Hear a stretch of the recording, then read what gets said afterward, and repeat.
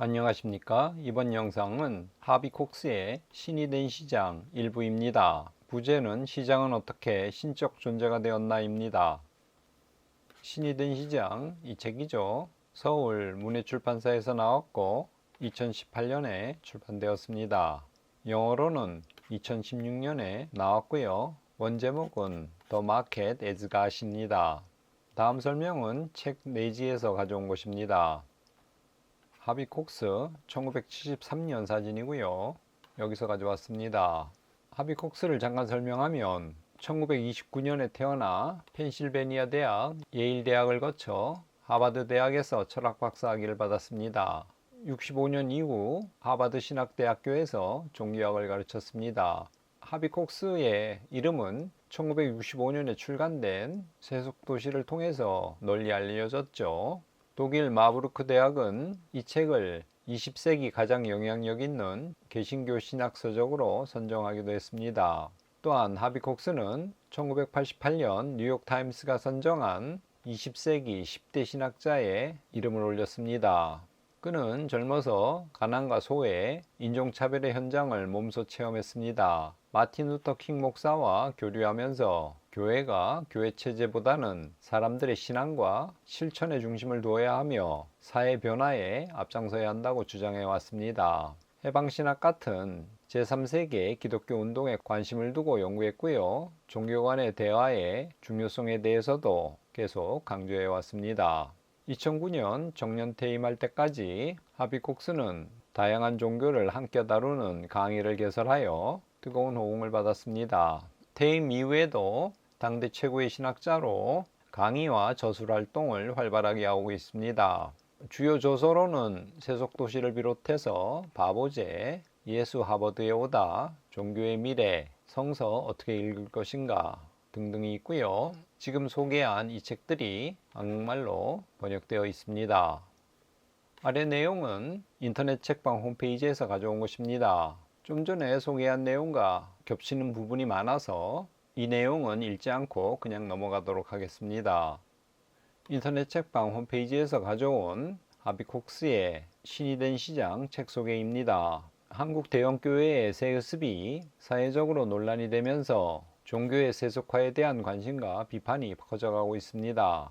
종교는 점차 세속화되는 반면 우리 시대를 지배하는 새로운 종교는 갈수록 그 힘을 확장하고 있습니다. 그것이 바로 시장신 The Market as God을 새로운 신으로 숭배하는 시장경제라는 종교입니다. 시장신의 새로운 사제들은 시장을 전지전능하고 편재한 신이라고 주장합니다. 어디나 있는 존재라는 거죠. 시장신은 독자적인 교의와 예언자, 복음의 열정을 완비한 채 전 세계를 자신의 생활 방식으로 개종시키고 있습니다. 종교적 가치를 설파하는 교회가 세속화되고 세속의 상징이었던 시장이 신격화되고 있는 지금 하버드대 명예교수인 하비 콕스의 새 책 신이 된 시장은 신적 존재가 되어가는 시장을 종교사와 경제사, 신학과 경제학을 통해 철저히 분석하고 통렬하게 비판한다. 그리고 그 과정에서 점점 거대화되고 기업화되어가는 종교에 대해서도 비판적인 시선으로 돌아보고 있다. 이상이 소개 내용이었습니다. 인터넷 책방 홈페이지에서 상세 이미지 부분을 가져온 것입니다. 하비 콕스는 책 맨 앞부분에 2013년에 발표한 프란치스코 교황의 복음의 기쁨 문서 내용 일부를 인용하고 있습니다. 우리는 신격화된 시장의 이익 앞에 무방비 상태가 되어 있다는 것입니다. 프란치스코 교황은 왜 하나님이 아닌 자본주의에 신격이라는 종교적 언어를 사용했는지, 교황은 자본주의에 대해서 어떤 말을 하고 싶었는지 하비 콕스가 이 질문에 대답을 하고 있다고 합니다. 왼쪽이 하비 콕스, 오른쪽이 교황 프란치스코죠.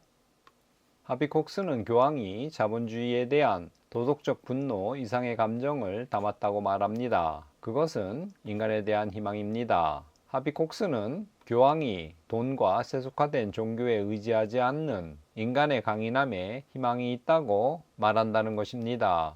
하비콕스는 프란치스코 교황의 메시지가 사람들에게 닿을 수 있도록 시장경제의 신격화 과정, 그리고 시장경제를 따라가는 세속화된 종교의 민낯을 이 책에 담았다고 상세 이미지에서 소개하고 있습니다.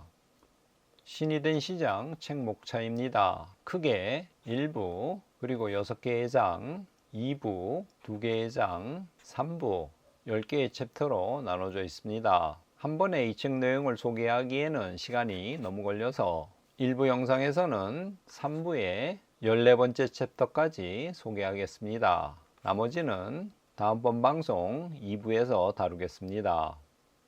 시작하겠습니다. 프란치스코 교황은 2013년 11월 복음의 기쁨이라는 문서를 발표했습니다. 거기에는 이런 내용이 적혀 있습니다. 우리는 새로운 우상을 만들어냈다. 고대 금송아지 숭배가 돈에 대한 맹목적인 숭배로 돌아왔다. 이런 체제에서는 환경같이 허약한 것은 무엇이든지 신격화된 시장의 이익 앞에서 무방비 상태가 된다. 시장이 신격화되었다고 교황이 비판하고 있죠. 교황의 권고 내용이 알려지자 이 문서는 최근 가장 논쟁적이고 널리 토론된 저술이 되었습니다. 왜냐하면 교황이 현대에 고삐 풀린 소비주의와 배제와 불평등의 경제를 신랄하게 비판했기 때문입니다. 교황은 일부 사람들이 자유시장에 의해 이루어진 경제성장이 필연적으로 세계에서 정의와 포용을 확대하는 데 성공할 것이라고 가정하는 낙수 이론을 여전히 옹호한다고 말했습니다. 하지만 교황은 이에 대해 반대 의견을 표하죠. 교황은 복음의 기쁨에서 다음과 같이 말합니다. 이런 견해는 경제 권력을 휘두르는 사람들의 선량함과 지배적인 경제체제의 신성화된 작용에 대한 투박하고 천진난만한 신뢰를 표현한다. 배제된 사람들은 여전히 기다리고 무관심의 세계화가 발전하고 있다. 또한 이 체제는 이윤증대를 가로막는 모든 것을 집어삼키는 경향이 있다고 교황은 비판했습니다. 이러한 교황의 도발적인 질문이 하비콕스의 관심을 자극했습니다. 그래서 그는 신앙의 본성과 시장의 본성을 비교하는 신이 된 시장 이 책을 쓰기로 결심을 했습니다. 한 친구가 하비콕스에게 현실 세계에서 무슨 일이 일어나는지 알려면 경제면 신문을 읽으라고 조언을 해줬습니다.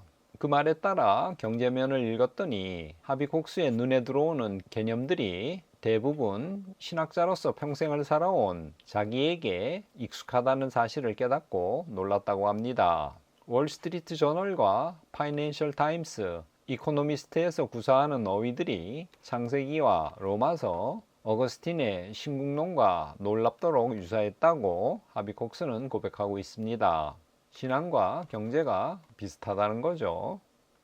경제 관련 기사나 책들을 읽으면서 인수합병, 통화정책, 증시의 격동에 대한 설명의 이면에서 하비콕스는 인간 역사의 내적인 의미, 왜 상황이 나빠지고 어떻게 하면 바로잡을 수 있을지에 대한 거대한 서사의 단편을 파악했습니다. 신학자들은 이러한 거대 서사의 단편을 기원시나 타락전설, 죄와 속죄의 교의라고 부릅니다. 하비콕스에 따르면 지금 이것들이 다시 나타났습니다. 부의 창조에 관한 연대기나 과잉 규제라는 탐나는 유혹, 얼굴 없는 경기순환에 사로잡힌 상황, 그리고 궁극적으로 뒤에 처지는 죄에 빠진 국가 경제에 대해서 계속 금욕적인 허리띠 졸라매기를 약간씩 처방하는 가운데 진행되는 자유시장의 강림을 통한 구원이라는 이러한 얇은 가면을 쓰고 거대서사 또는 신학에서 기원시나 타락전설, 죄와 속죄의 교의라고 부르는 거대서사들의 단편이 다시 나타났다는 것입니다. 프란치스코 교황은 시장경제, 이 강력한 세계관은 일종의 종교로 인식해야 된다고 사람들의 주의를 환기시키고 있습니다. 하비콕스에 따르면 시장의 종교라는 구절은 단순한 비유적 표현이 아니라는 것입니다. 많은 사람들이 시장의 작용에 대해서 확고한 믿음을 갖고 있죠. 그것은 자체적인 사제와 의례, 교의와 신학, 성자와 예언자, 온 세상에 복음을 전하고 모든 곳에서 회심자를 확보하려는 열망을 가진 일종의 종교 형태를 띈다고 하비쿡스는 보고 있습니다. 그는 시장신학에 대한 탐구를 시작하자마자 그것이 얼마나 종합적인 것인지 깨닫고 놀랐다고 고백하고 있습니다. 망자에게 구원의 힘을 전하는 성례전, 교회력, 기업가 성인 달력, 심지어 신학자들이 말하는 종말론도 있다고 하비쿡스는 설명합니다. 시장이 신적 경제로, 다시 말해 조물주의 위상을 차지한 시기는 지난 300년간 이루어졌다고 봅니다. 시장이라는 신은 여러 신들을 제치고 올림포스 산에 지고한 존재로 올라선 제우스 신에 비교될 수 있습니다. 시장신은 여러 절대적 존재들을 물리치고 독점적인 지위를 구축했습니다. 그래서 단지 다른 신과 경쟁하는 우월한 신이 아니라 세상이 그의 통치를 받아들이고 어떤 경쟁자도 허용하지 않는 지고의 신, 유일한 참신이 되었다고 하비콕스는 설명하고 있습니다. 신의 전능은 무엇이 실제인지를 규정하는 능력을 의미합니다. 그것은 무에서 무엇인가를 만들고 뭔가에서 무를 만드는 힘입니다. 시장은 전능한 존재인데 왜냐하면 모든 것을 상품으로 전환할 수 있기 때문입니다. 시장에는 어떠한 한계도 없습니다. 시장은 또한 전지합니다. 모든 것을 알고 있다는 거죠. 경제학자나 많은 현대인들이 시장에 포괄적인 지혜가 있다고 생각하고 있습니다. 그래서 시장에서 인간의 욕구가 무엇인지, 각종 상품의 가격이 얼마여야 하는지, 얼마에 팔려야 하는지 시장은 결정할 능력이 있다고 보고 있습니다. 프란치스코 교황이 복음의 기쁨을 쓰면서 시장을 비판하긴 했지만 결코 시장 자체의 폐지를 요구하지는 않았다고 하비콕스는 분명하게 짚고 있습니다. 교황은 시장이 사회의 주인이 아니라 하인이라는 적절한 역할을 회복하기를 바라고 있다는 것입니다. 교황은 시장을 탈신격화해서 시장이 다시 시장되기를 원하고 있다는 것입니다. 이러한 역탈신격화, 이것이 가능하다고 하비콕스는 믿고 있습니다. 그리고 현재 이런 과정이 진행되고 있다는 것입니다. 시카고 대학의 유진 파마 교수는 시장은 모든 정보에 근거하여 작동하기 때문에 결코 틀리지 않는다고 하는 무오류설 주장을 발전시켰습니다. 마치 로마 카톨릭이 교황은 오류를 범하지 않는다고 하는 교리하고 비슷하죠. 이처럼 시장과 신학 간에는 교리적으로도 밀접한 관계가 있음을 하비콕스는 계속 주장하고 있습니다. 헨리 프랭크포트 같은 고고학자들은 시장이 도시의 물리적 중심인 사원구역에 자리했다며 시장과 사원의 친밀성에 대해서 이야기하고 있죠. 이탈리아 밀라노 성당 맞은편에 거대한 시장이 세워졌습니다. 이는 역사상 최초의 쇼핑몰에 해당됩니다. 이 시장은 여러 면에서 교회를 빼닮았다고 합니다. 이에도 시장과 사원, 교회의 긴밀성, 친밀성에 대한 예가 될 수 있죠. 두 건물이 양편에서 마주보며 동등성을 자랑했는데 이것이 18세기 말에 가면 균형이 무너집니다. 신격화된 시장이 더욱더 큰 힘을 확보하게 된 거죠. 하비콕스는 이를 가리켜 시장이 승리를 이뤘다고 설명하고 있습니다. 하지만 역사적으로 군림하는 시장을 폐위시키고 원래의 지위로 되돌리려는 운동이 일어나곤 했습니다. 1891년 교황 레오 13세가 레룸 노바룸이라는 회칙에서 노동자의 단체 교섭권을 옹호했죠. 20세기 초에 침례교 목사 월터 라우셴부시는 가난한 사람들을 위한 사회적 복음을 주창했습니다. 라우셴부시의 영향하에서 라인홀트 니부어는 한 발짝 더 나아가 자본주의의 부절제를 비판하는 글을 썼죠. 니부어의 동료 폴 틸리도 미국으로 이주하기 전 독일에서 종교사회주의 운동에 힘을 보탠 바 있습니다. 이런 것들이 일종의 신격화된 시장을 폐위시키려는 운동이라고 볼 수 있겠습니다. 아담과 하와는 선악과를 따먹은 결과 불멸성을 잃어버렸죠. 파트너에게 책임을 전가하거나 뱀에게 핑계를 돌렸는데 하나님께서는 그 핑계를 받아들이지 않으셨죠. 그래서 아담과 하와는 불멸성과 책임 없음을 얻어내지 못했던 것입니다. 하지만 시장신은 유한 책임이라는 개념으로 책임 없음이라는 권한을 확보했습니다. 18세기, 19세기에 시장이 일련의 승리를 거둔 이래 종교 지도자와 평신도들이 종종 시장에 반기를 들었죠. 그 성서적 근거가 두 가지인데, 첫째는 하나님이 만물의 창조주라는 것입니다. 세상의 부의 참된 주인은 하나님인 것이죠. 두 번째는 하나님이 가난한 사람, 과부와 고아, 대변해 줄 이가 없는 사람 편에 선다는 내용입니다. 이 두 가지 성서적 근거를 가지고 종교계나 신앙인들이 시장에 반기를 들었죠. 성경의 정신은 고리대금업을 금지하고 있고, 돈을 빌려주면서 이자를 받는 행위를 금지하고 있죠. 또 정기적으로 땅과 부를 재분배하라는 희년을 명하고 있습니다. 고리대금업 금지는 오늘날 약탈적 대출이 이루어지는 현실에서 진지하게 받아들여야 될 것입니다. 조지 에커로프와 로버트 실러는 피싱의 경제학이라는 책을 통해서 오늘날 통신과 마케팅의 최신 기법에 힘입어 발달된 약탈적 대출이 전성기를 구가하고 있다고 주장하고 있습니다. 종교가 선교와 복음 전파 활동을 통해서 세신자를 얻듯이 기업들도 유사하게 홍보부를 통해서 공허한 물건을 팔고 있습니다. 이 부서는 신앙전파사무국 개종자 담당 부서에 해당됩니다. 하비콕스는 이 부서가 단순한 부속기관이 아니라고 강조합니다. 홍보부가 없다면 현대기업의 거대한 기구 전체가 멈춰설 것이라고 이 부서의 중요성을 강조하고 있습니다. 이처럼 기업과 종교는 겹치는 부분이 많다는 거죠. 전통적인 종교의 내용은 이야기나 우화, 예배 의식문, 고백 등으로 구성됩니다. 이를 통해서 사람들은 전통 종교의 가르침을 파악하고 그것을 자기 내면의 이야기로 엮을 수 있습니다. 기업은 끝없는 광고를 되풀이함으로써 시청자들에게 이야기를 내면화하거나 최소한 반의식적인 정신에 기업에 관한 이야기들을 넣어두도록 유혹하고 있습니다.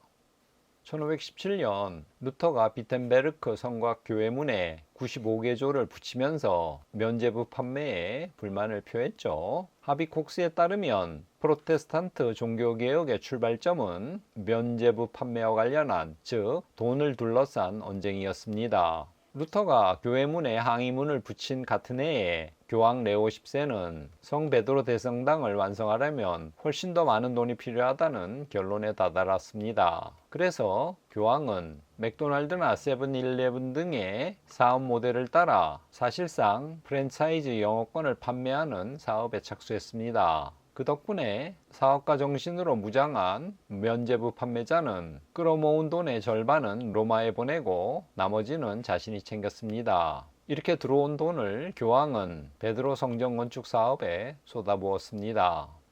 하나님을 섬기는 교회에서도 장애나 사고가 발생할 수 있죠. 시장신이 관장하는 영역에서도 사고나 하비콕스가 합선으로 표현하는 불상사가 발생될 수 있습니다. 즉, 금융경제의 갑작스러운 부상, 경기 쇠퇴가 여러 나라들을 주기적으로 휩쓴 종교적 열광의 부활과 세태의 물결과 닮은 것은 아닌가? 하비콕스는 조심스럽게 질문을 던집니다. 기독교가 로마에서 공인되고 영향력이 점점 커진 가톨릭 교회는 기부를 통해서 또는 많은 사람들의 유산을 상속함으로써 점점 부를 독점했죠. 명분은 교회가 그리스도의 후계자이므로 가난한 사람들을 위해서 그 재산을 신중하게 분배하겠다는 것이었습니다. 하지만 얼마 안가 교회 지도자들이 부패했죠. 사치한 생활을 일삼았습니다. 미국과 세계 경제의 금융 부분도 비슷하게 타락했죠. 많은 돈을 독점했고 높은 연봉과 수당 지급으로 큰 몫을 챙겼죠. 하비콕스는 대형화된 기업, 금융기관, 대형교회를 향해서 크다고 무조건 좋은 것인가 질문을 던집니다. 대형 교회 한 곳이 일요일마다 5,000명에서 10,000명까지 사람들을 끌어모으죠. 대형 금융기관이나 대형 교회는 몸집을 키우지 않으면 죽는다고 하는 월스트리트의 신성한 주문에 따라 움직이고 있다고 하비 콕스는 설명하고 있습니다. 더 나아가 초대형 교회와 대기업의 규모는 우연이 아니란 점을 지적합니다. 규모가 오히려 본질이라는 것입니다. 초대형 교회에 다니는 신자에 관한 연구를 보면 이들이 종종 규모에 끌린다는 사실이 드러나고 있습니다. 마치 기업 세계에서 브랜드 가치에 사람들이 끌리듯 교회의 규모에 끌린다는 것입니다. 초대형 교회는 종종 성서의 해석보다 현대 경영기법에 관심 있는 대기업 조직을 모방합니다. 초대형 교회는 계속 움직이는 존재로 미래에 강한 이미지를 투사합니다. 기존 교회에서 통용되고 인정받던 규칙들이 여기서는 대부분 폐기됩니다. 예를 들어 정장 대신 자유분방한 옷차림으로 예배에 많은 사람들이 참석합니다. 대기업과 초대형 교회가 성장염, 성장열망이라고 하는 열광적 정신상태에 사로잡혀 있죠. 그렇기 때문에 우리의 유한한 지구에 커다란 위협을 두 기관이 제기하고 있다고 하비 콕스는 말하고 있습니다. 어느 것도 영원히 커질 수는 없는 것이죠. 여기서 하비 콕스는 슈마허의 작은 것이 아름답다는 유명한 경구를 인용하고 있습니다. 이제부터는 근대 경제학의 아버지로 일컬어지는 아담 스미스에 대한 이야기입니다. 하비 콕스는 그를 깔뱅주의적 경향을 갖고 있는 신학자로, 더 나아가서 예언자로 봅니다. 이런 식으로 경제와 신학 사이에 다리를 놓고 있습니다. 아담 스미스는 인간의 도덕 감정에 관한 이론을 발전시키면서 다른 사람에게 대해서는 많이 느끼고 자기 자신에 대해서는 적게 느끼는 것, 우리의 이기적인 애정은 억제하고 남에 대한 자비로운 애정은 내버려 두는 것이 곧 인간의 천성을 완성하는 길이다. 이렇게 말했습니다. 그는 일종의 칼뱅주의자로 우리 안에 하나님께서 허락하신 완전함을 향해 나아갈 힘이 있다고 보았다는 것입니다. 사람들이 일반적으로 아는 것과 달리 아담 스미스는 무제한적인 소비자 주권의 옹호자가 아닙니다. 그는 결코 시장신을 찬미하지 않았습니다. 시장은 생존하기 위해서 성장해야 되며 성장을 위해서는 자본과 노동의 자유로운 흐름을 막는 장애물을 제거해야 된다고 생각합니다. 돌이 자유롭게 구를 수 있도록 모든 장애물을 없애야 되는 거죠. 그래서 공동체나 동네, 풍경에 뿌리를 둔 인간의 습성은 제거되어야 되는 것입니다. 시장은 이런 습성을 좋지 않게 보죠. 이런 것들이 없어지면 프랑스 철학자 시몬 베우가 염려했던 현대사회에서 뿌리를 잃는 현상이 증대합니다. 현대사회에서 이 뿌리를 잃는 현상에 대해서는 전체주의의 기원을 쓴 한나 아렌트가 굉장히 강조한 내용이죠. 자본과 노동의 자유로운 흐름을 막기 위해서 걸거치는 모든 것들이 제거되고 사람들이 끊임없이 이동하게 됨에 따라 구체적인 장소와 연결성의 의미가 사라져버리죠. 그래서 사람들은 20세기 전체주의 운동에 쉽게 휩쓸려 버리는 것입니다. 뿌리를 잃은 대중들은 나치가 내세운 피와 땅이라고 하는 이 소속감, 그리고 유사신비적인 결속감에 쉽게 감염되게 되는 것입니다. 아담 스미스는 갈뱅주의의 섭리교리에 심취해 있었죠. 다음 문장에서 잘 나타납니다. 주위에서 보면 자연의 모든 부분에 조물주의 섭리가 골고루 나타나므로 우리는 인간의 나약함과 어리석음에서도 신의 지혜와 인자함에 감탄한다. 하비 콕스는 애덤 스미스를 신학자라고 결론을 짓습니다. 이런 관점은 오늘날 경제학과 신학을 괴롭히는 몇 가지 문제와 씨름하는 데 크게 도움이 된다고 노학자 하비 콕스는 이야기하고 있습니다. 하비 콕스는 스미스가 신학자일 뿐만 아니라 예언자이기도 하다고 설명합니다. 신학자는 빈곤이나 기후변화 같은 세계를 위협하는 엄청난 부정의에 무언가 행동하고 발언하기에는 부족한 존재입니다. 신학자는 경제학과 단절된 탓에 이러한 위협을 효과적으로 다룰 수 있는 개념 도구가 부족하죠. 하지만 스미스를 예언자로 보고 그의 사회 비판 내용을 읽으면 부족함이나 능력 없음을 말끔히 지워버릴 수 있다는 것입니다. 물론 스미스는 아모스나 이사야 같은 구약의 예언자는 아니죠. 하지만 그의 저작을 읽다 보면 예언자 정신을 떠올리게 한다는 것입니다. 그러면서 하비 콕스는 스미스의 글을 인용하고 있습니다. 부자와 건세가에 대해서는 감탄하고 거의 숭배하는 경향, 가난하고 비천한 상태에 있는 사람들을 경멸하거나 적어도 무시하는 성향은 동시에 우리의 모든 도덕 감정을 타락시키는 가장 크고 보편적인 원인이다. 오순절 사건 이후에 초대교회는 온 세상에 사도를 보내 전도하는 일에 매진하죠. 시장의 선교사들도 마을과 동네 구석구석까지 찾아다니며 그들의 메시지를 전하고 있습니다. 모든 사원과 절, 교회와 탑 맞은편에 황금 아치를 세우고 여러 곳에서 자동차와 소프트웨어들을 팔고 있죠. 이렇게 판매라고 하는 시장신의 목적을 이루기 위해서 사람들이 자신의 메시지를 수용하고 명령에 따르도록 만들어야 합니다. 시장신을 우리 주변과 위에 있는 존재로, 손이나 발보다 가까운 곳에 있는 존재로 이해해야 합니다. 즉 오순절 때 성령이 부어지듯이 시장은 자신의 영을 모든 사람에게 부어줄 수 있어야 합니다. 어떻게 그 정신을 사람들의 내면에 주입할 수 있을까요? 하비 콕스는 그 답을 외적 과정과 내적 과정 두 측면에서 찾고 있습니다.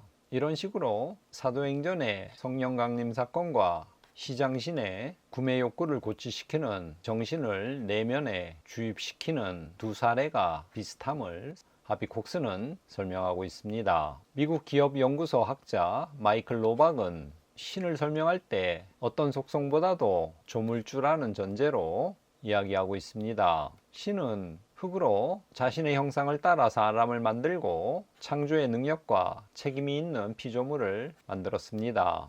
이에 인간은 가치 있는 것을 창조함으로써 첫 6일 뒤 신의 작업을 계속 이어나간다는 것입니다. 기업가와 기업은 말 그대로 지상에 있는 신의 대리인이라고 노박은 주장합니다.